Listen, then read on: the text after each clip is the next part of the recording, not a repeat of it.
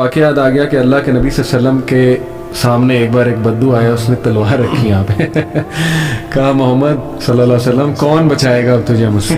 اللہ کے نبی صلی اللہ علیہ وسلم نے کہا اللہ, اور اس کے ہاتھ سے تلوار گر گئی, یعنی وہ کانپنے لگ گیا. اسی طرح مجھے ایک واقعہ یاد آیا, اب یہ کتنا اوتھینٹک ہے لیکن تاریخ کی کتابوں میں موجود ہے. خالد بن ولید کے پاس رومن کمانڈر آیا, اس کا بڑا مشہور نام ہے.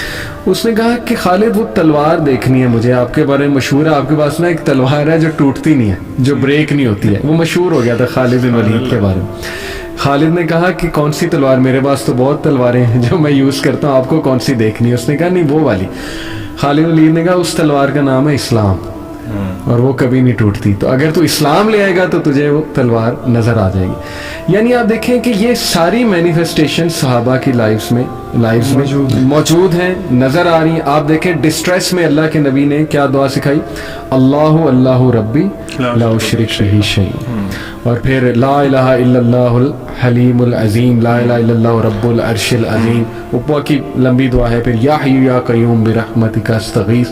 کس طرح ہمیں پکارنا سکھایا, کنیکٹ کیا اللہ تعالیٰ سے. اور کیا آپ کو صحابہ کی لائف میں, کیونکہ میں سمجھتا ہوں صحابہ نے جس طرح اللہ پر صحابہ ایمان لائے ہیں نا, وہ تو ان کے کوئی قریب بھی نہیں ہو سکتا. تو کوئی دل کو نرم کرنے والے واقعات ہم لوگوں کو, میں سمجھتا ہوں بھائی آئی تھنک میں جو کافی باتیں میں نے کر لی ہیں, I think the last thing جو میں بات کروں گا اس بارے میں, صحابہ کرام انبیاء علیہ السلام کے بعد وہ لوگ تھے جو کہ جن کو اللہ کی سب سے زیادہ معرفت تھی.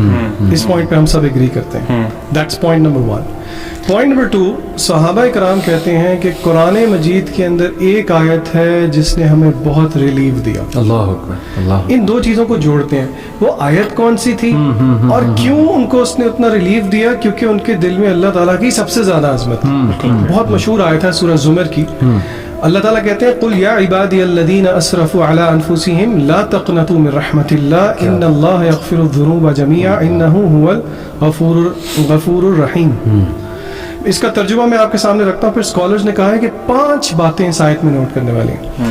اللہ تعالیٰ کہتے ہیں ترجمہ ہے کہ اے میرے بندوں جنہوں نے اپنی جانوں کے اوپر ظلم کر دیا ہے, لا تقنطوا من رحمت اللہ, do not despair the mercy of Allah, ان اللہ یغفر الذنوب جميعا, بے شک اللہ سارے گناہوں کو معاف کر دیتے ہیں, انہ هو الغفور الرحیم, بے شک اللہ ہی غفور الرحیم ہے. اب پہلی بات اسکالرز کہتے ہیں کہ آپ نوٹ کریں یہاں پہ ایڈریس اللہ تعالیٰ نے, یعنی کہ کن کی, who are the point of addresses, جنہوں نے گناہ کیے ہیں. اللہ نے یہ نہیں کہا یا ایھا الذین اجرموا, اے فاسقوں, اے مجرموں, حالانکہ اور جگہ پہ اللہ تعالیٰ نے یہ طرز اختیار کیا انا من المجرمین منتقمون, کہ ہم ایسے مجرموں سے بدلہ لیں گے. تو علماء کہتے ہیں کہ دیکھیں یہ آپ یہاں پہ اللہ تعالیٰ کی محبت دیکھیں, اور قل یا عبادی الذی, اے میرے بندوں, میرے بندوں. تو یعنی کہ this manifests the love on the onset. Number 2, اچھا گناہ زنا کیا, شرک کیا, چوری کی, ڈاکہ ڈالا, قتل کیا, نہیں. قل یا عبادی الذین اسرفوا علی انفسہم, سٹوری کو نہیں, سٹوری کو ختم کیسے کیا؟ جنہوں نے اپنی جانوں پہ ظلم کر دیا, یعنی کہ بات ختم کر دی. Eventually everything at the end, every sin is an operation against our own selves. Number 3, اللہ تعالیٰ نے کہا لا تقنطوا من رحمت اللہ. اس کو آپ کمپیئر کریں کسی مخلوق کے ساتھ. کسی نے کوئی برا کیا اور کسی جج کے پاس جائے تو وہ پہلے اس کو دلاسے نہیں دے گا. اللہ تعالیٰ نے کہا کہ اللہ کی رحمت سے مایوس نہیں ہونا. بات یہاں پہ ختم ہو سکتی تھی. چوتھی چیز, ان اللہ یغفر الذنوب جميعا, اللہ تعالیٰ سارے گناہ معاف کر دیں گے. عربی میں ذنوب گناہ کی جمع ہے. یہاں پہ بات ختم ہو سکتی تھی لیکن اللہ نے تسلی دی جمیعا, ان اللہ, بے شک, ان اللہ, ان عربی میں تاکید کے لیے یوز ہوتا ہے, بے شک اللہ تعالیٰ گناہ معاف کر دیتے ہیں تمہارے سارے گناہ, سارے کے سارے. اللہ اکبر. بات یہاں پہ بھی ختم نہیں کی. 5ویں, انہ, بے شک, هو الغفور الرحیم, وہی ہے. بار بار افرمیشن, بار بار گارنٹیز. یعنی کہ کسی کو اگر یہ, again this is not a door to sin, لیکن اس چیز کے بعد اگر کوئی یہ کہے کہ جی میرے لیے کوئی نکلنے کا راستہ ہے کیا, مجھے سائن نہیں مل رہا, مجھے اللہ کی طرف سے وہ وائبز نہیں آ رہی, اللہ تعالیٰ نے تو بہانے رکھے ہیں معاف کرنے کے لیے. اگر کوئی سمجھے, اگر اللہ کی معرفت کسی کو. آپ سورہ ضحیٰ دیکھ لیں, میں غور کر رہا تھا کہ بات یہاں پہ ختم ہو جاتی ہے, وَلَسَوْفَ يُؤْتِيكَ رَبُّكَ فَتَرْضَىٰ, اللہ تجھے اتنا دے گا تو راضی ہو جائے. اس کے بعد بات ختم ہے. لیکن اللہ نے دلائل دی, علم یجد کا یتیمن فآوا, حالانکہ اللہ تعالیٰ کو دلائل دینے کی ضرورت نہیں, کوئی ضرورت نہیں, لیکن نہیں, اللہ نے دلائل دیے کہ کیا نہیں کیا, اللہ نے تجھے نہیں تھاما جب تو یتیم تھا, تھرو آؤٹ لائف تجھے اللہ نظر آ رہا ہے کہ نہیں نظر آ رہا ہے, تو اب کیسے چھوڑ سکتا ہے, اب کیسے نفرت کر سکتا ہے.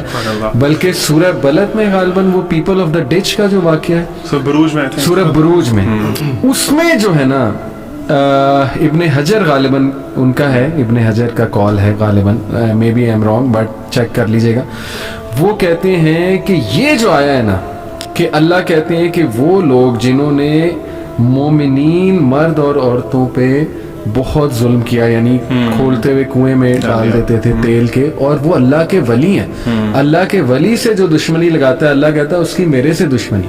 لیکن وہ کہتے ہیں, وہ اسکالر اب کون ہے I am not sure, maybe Ibn Hajar, وہ کہتے ہیں اللہ کہتے ہیں ثم لم یتوبوا, اور پھر انہوں نے توبہ نہ کی تو پھر میں انہیں جہنم میں, یعنی کہ اگر توبہ کرتی تو توبہ کرتے تو میں معاف کر دیتا, تو میں ان کو کمپنسیٹ کر دیتا, جن کو جلایا گیا تھا نا ان کو کمپنسیشن کا میرا کام ہے. آپ دیکھیں خالد بن ولید کو دیکھیں یار, جنگ احد میں مسلمانوں کو نقصان پہنچا, سب سے زیادہ نقصان, اللہ کے نبی کو تلاش کر رہے ہیں کہ میں کیسے ماروں, نعوذ باللہ, اللہ کے نبی کو تلاش کر رہے تھے نا کمانڈر کو میں ماروں, اور وہی خالد بن ولید اسلام قبول کر لیتا ہے. وہ تو کیسے اللہ تعالیٰ ان کو معاف بھی کرتے ہیں, ان کا درجہ بھی بلند کرتے ہیں. دس از امیزنگ. علی بھائی اس میں آپ نے ابھی ذکر کیا تھا سیف اللہ کبھی اور صحابہ کے بارے میں بات ہو رہی تھی. آپ دیکھیں کہ پروفٹ صلی اللہ علیہ وسلم بھی ظاہر سی بات ہے سب سے بیسٹ لیڈر ہیں, ان کو پتا تھا کہ کس بندے میں کیا کوالٹی ہے, انہوں نے بھی ان کو لقب دیا سیف اللہ. اچھا میں آپ کو پرسنلی بتاؤں, مجھے خالد بن ولید رضی اللہ تعالیٰ عنہ سے جو محبت ہے نا وہ اس ٹائٹل کی وجہ سے, بیکاز سیف اللہ, اللہ کی تلوار, this is not a small thing.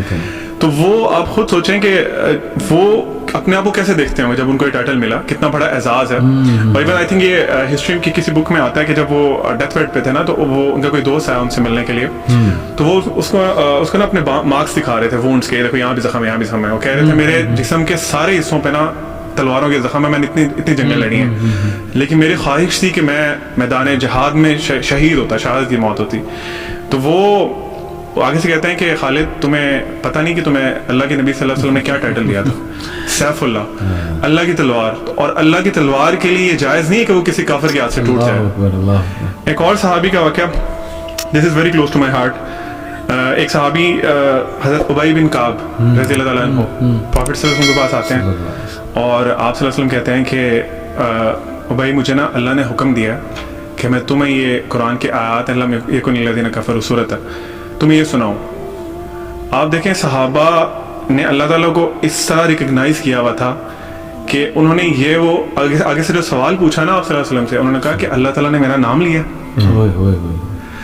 سبحان اللہ. آپ جسٹ امیجن کریں کہ ہم وہاں ہوتے تو ہم کیا, مطلب کیا ہماری کیا اسٹیٹ ہوتی.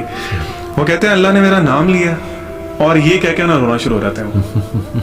مطلب اتنے بڑے اعزاز کی بات ہے کہ اللہ تعالیٰ نے جو رب ہے پوری کائنات کا, جو اللہ تعالیٰ اپنے بارے میں کہتے ہیں کہ اللہ تعالیٰ ہر وقت کسی نہ کسی کام میں مصروف ہیں, ان کو یاد, انہوں نے نام لیا ابی بن کعب. ان کے لیے یہی بس تھا سب سے بڑی کامیابی کہ میرے رب نے میرا نام لے لیا. کتنی بڑی بات ہے, بہت بڑی بات ہے.